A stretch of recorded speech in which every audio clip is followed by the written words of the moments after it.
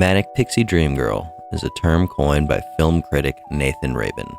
Broadly speaking, Mr. Rabin classifies such a character thusly: a character who exists solely in the fevered imaginations of sensitive writer-directors to teach broodingly soulful young men to embrace life and its infinite mysteries and adventures.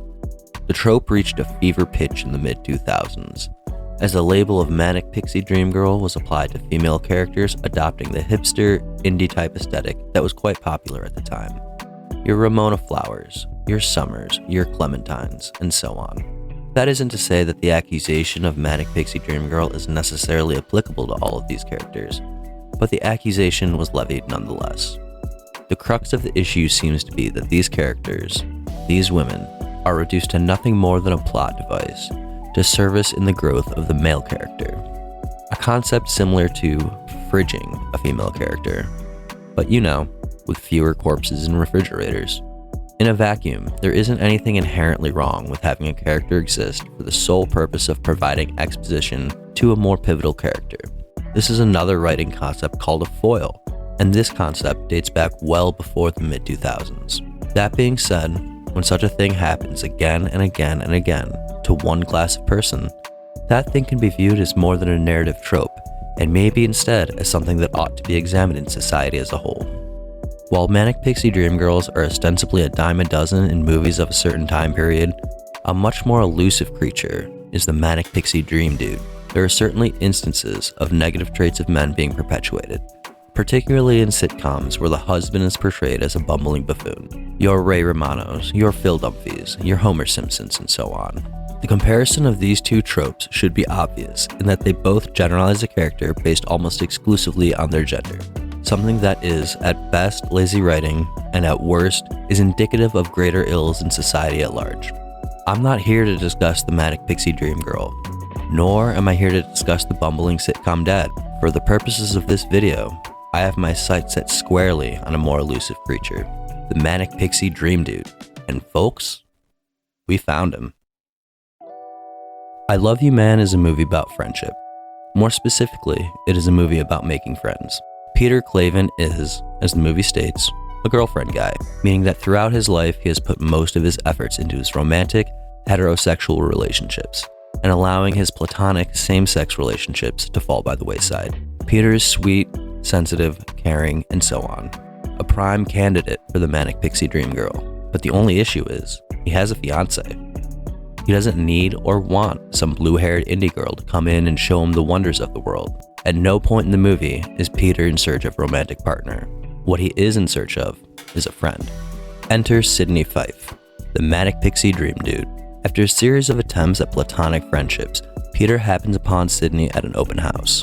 Mr. Fife is not in search of acquiring new real estate, but rather is merely present for the free snacks. He is an independent spirit, eschewing societal conventions in lieu of his novel takes. Sound familiar? Sydney impresses Peter with his forthright attitude towards the real estate snack food dichotomy and his expertise on the finer points of flatulence. Peter, sweet sensitive Peter, is enamored with Sydney. He is drawn to his honesty, to his charisma, to his manic nature, and a budding bromance ensues. As the aforementioned budding bromance blossoms, Peter becomes more and more drawn to Sydney.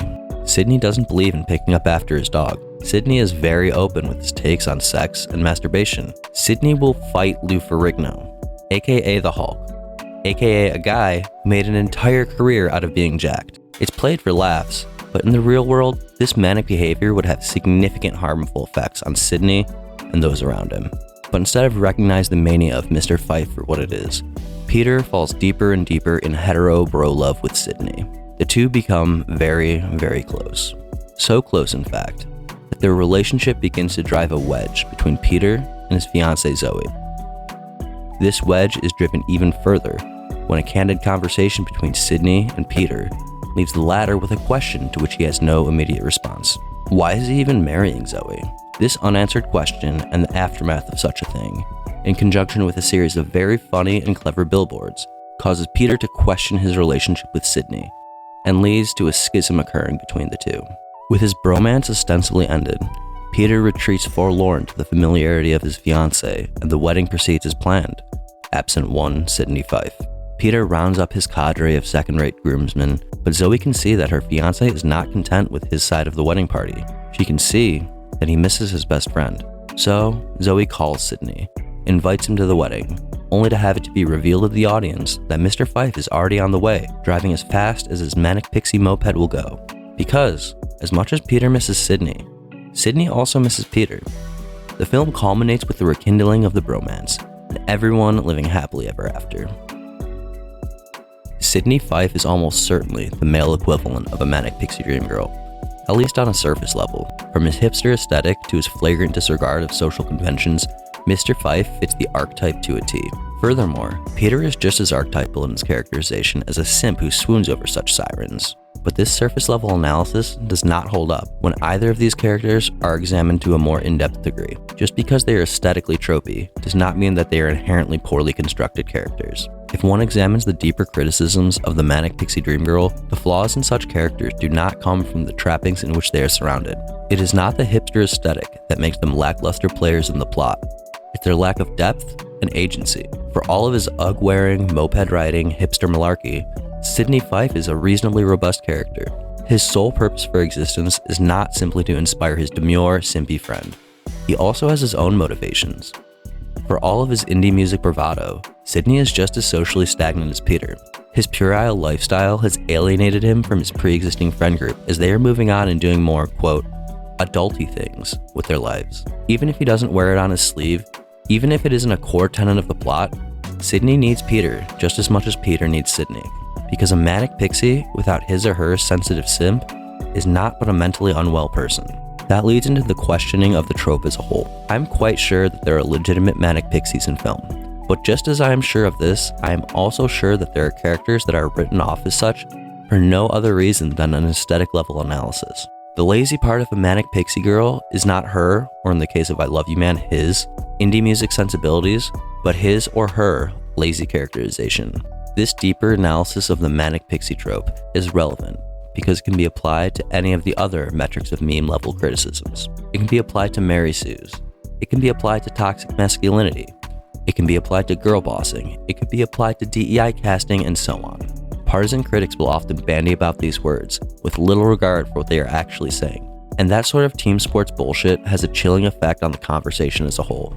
It makes conversations about film less about the actual films and more about cheerleading for whichever side of the cultural war an individual finds themselves on. It's mid-wit level malarkey that virtue signals to your cultural teammates that you agree with them. It's bad, surface level critique and has no place in any legitimate conversation with any degree of depth. It's just team sports bullshit. And in the words of Chewing on Tinfoil, fuck team sports.